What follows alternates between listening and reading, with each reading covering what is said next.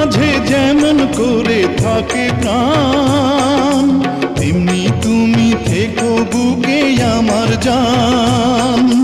সাথী তুমি আমার জীবনে, সাথী তুমি আমার মরণে। এই যে ম্যাডাম, আপনার বাবা এরকম কেন?